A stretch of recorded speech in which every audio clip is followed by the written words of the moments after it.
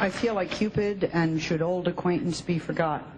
What you got in your hand? Can I do something right here? Not right here, actually, but maybe later. I would like to, can I pin you? Oh, you Can I pin you this time, not only for me, but for you and for everybody, and we're so happy that you're here. Thank you. God bless. Take a break. We'll be right back. More surprises. Don't go away. Because he still won't kiss me in the mouth.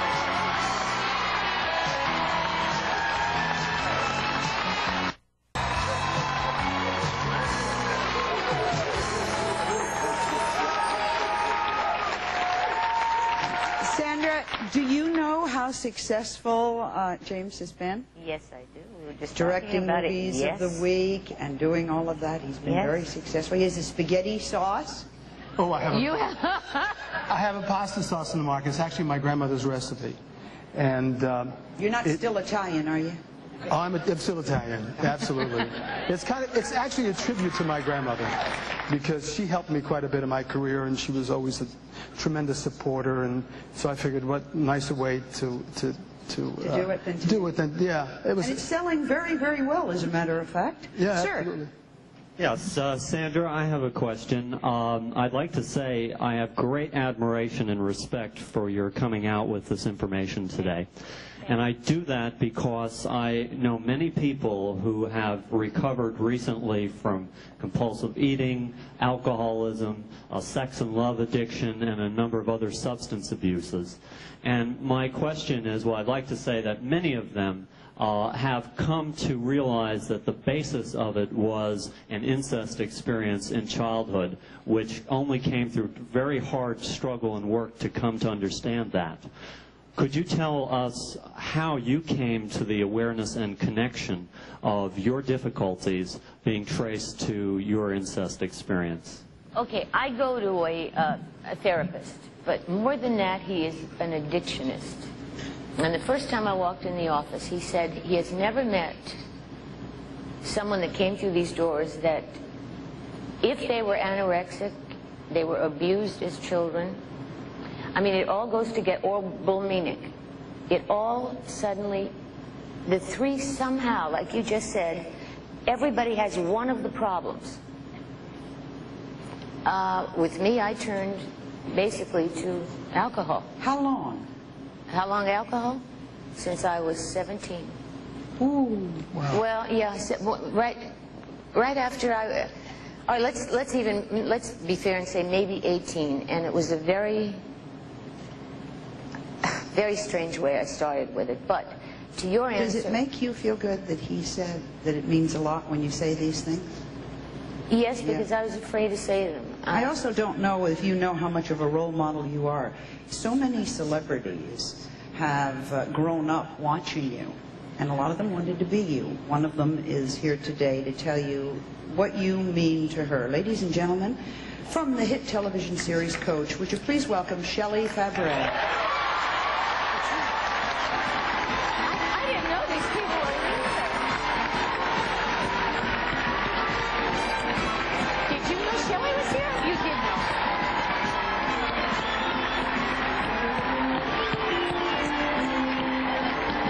I don't believe this. I feel my hair so thrilled. Oh, I cannot tell you. I used to wave to you, you know, on the lot. I did. Let me say this. I am in shock. Shelley told us that she had a few things that she wanted to say to Sandra, and Shelley was a child star. She was it the Donna Reed show? Yes. She was the one in the Donna Reed show. Now, of course, she's a big hit on Coach. What would you want to say to her? Well, first of all, for anybody who knows me has to know that at this moment I am breathless. I am so excited to be actually meeting you. You have been my idol all of my growing up years. You have no idea what a profound influence. Yes.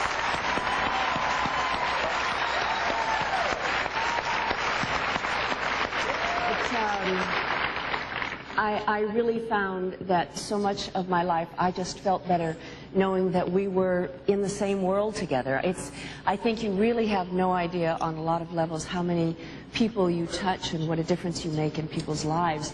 And what I want to say to you today is that besides the fact that I'm so nervous, you think you were nervous? Yes, So I was nervous. I am nervous. but so am I. Gosh, and so excited.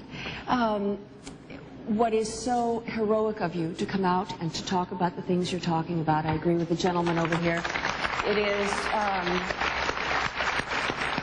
is inspiring. It is encouraging. It opens the door for so many people to let the truth come out in their life. And the fact is that none of us had any idea of what you were having to deal with.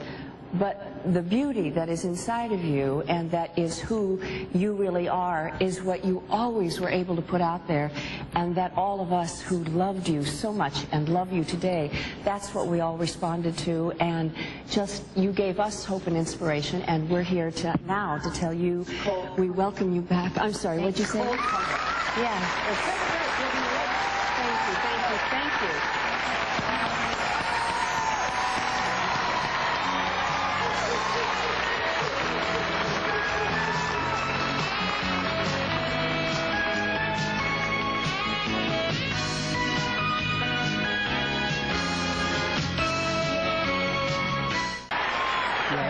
In case you just joined us, let's call it Sandra Dee and Friends.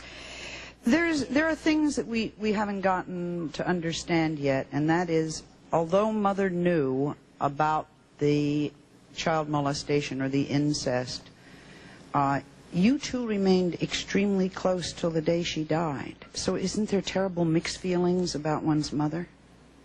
My mother had the ability, in a lot of ways, to block things out and make it the way she perceived it to be at the time. But did you have to forgive her? Did there have to be a forgiveness or not? The one time I exploded, okay? We were sitting at a family dinner and it served wine, and I had one glass of wine, no more. You know, we were just sitting down to dinner. And all these years I kept hearing about, you know, my dad and what this wonderful and what he became like God. And in the beginning it helped my mother, because when he was dead she could build him up and, you know. But then she really believed all these things. I mean, he once took a coat and he ripped it in half and was going to strangle her with it. And I thought, oh my God, you know, we're alone now. Well, he obviously didn't do anything near that, but he got that angry. So he bought her another coat to replace it. But she still made him a god, right? Well, yeah, because in her mind, this wonderful man knew how much she loved the coat, so he bought her another one. So if this one, something happened to her, got dirty, whatever, she would always have this other say. How were you when Mom passed on? Oh, that was the down of all. See, my mother made me the center of her life, but by doing that took away any chance of me learning to do stupid little things, learning to wash out underwear. Don't laugh, it sounds silly. Learning how to make a bed. Well, I never had to make a bed, I worked. So that brings us back full circle to the story that we started of a lady who was not able particularly to cope. Ma'am. Right. Your son looks so much like Bobby. What is he doing now? He is a publisher of books, and he is, actually he's going to be producing a show about his dad, but he is a publisher, and he's wonderful. And he's how old? He's 28, and he saved my life. Sandra, you're going to star in a play called Love Letters. Yes. Your co-star is John Saxon, someone you starred with in the movies 30 years ago. Tell us a little bit about him.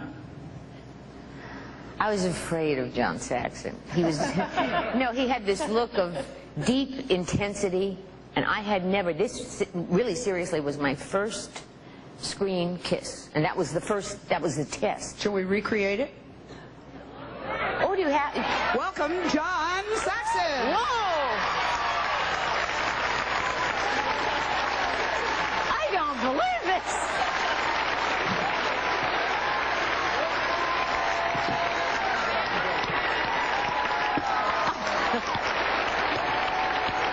I don't. A screen kiss. We'll be right back. You're doing just a Sandra Dee. great job.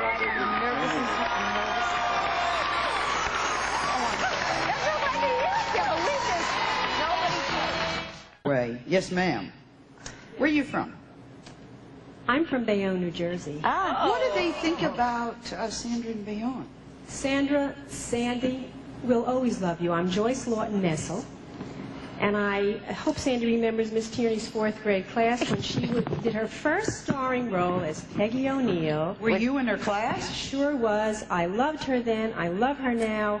I'll always love you, Sandy. Didn't I sing about the blue eyes, too? I sang to you. You sang to me about my blue eyes? That's right. And I have lots of things for you from Bayonne, but this is especially for me. It says, somebody in Bayonne loves you, but all of Bayonne loves you, Sandy. You'll always be our star. Always. I'm coming back to see my family. My aunt is there. Sandra, you have a lot of fans. One of your fans couldn't be here today, but he sent us a little message. Would you listen to what Bobby Rydell has to say to you? Should I turn that around? Hi, Sandra. This is Bobby Rydell, and I'm so very, very happy to see you back. Thank God. God bless you. We're all pulling for you. And in the words of your late husband, Bobby Darin, as he once sang, we can only give you love that lasts forever, and the promise to be near each time you call, and the only hearts we own for you when you alone. That's all. That's all. Welcome back, Sandra.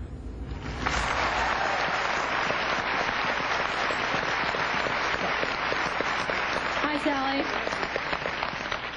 I just have a quick comment. I loved Gidget. I love James Darren. I love all of you guys. Shelley Fabares, you're great. I'm so glad you're back.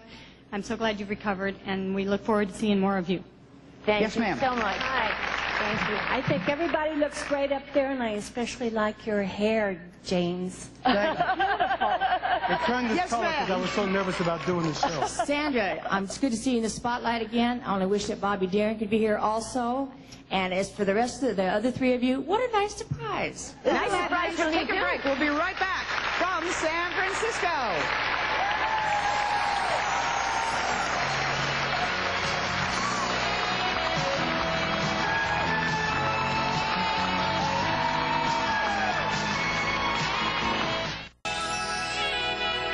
All right, we got to go see John in Love Letters. We got to watch Coach. We got to eat your tomato sauce, and we just got to love you a lot. Thank you all for being our guests. Thank you. Thank you. I'm so happy. Some members of our audience will receive, and a promotional fee has been provided by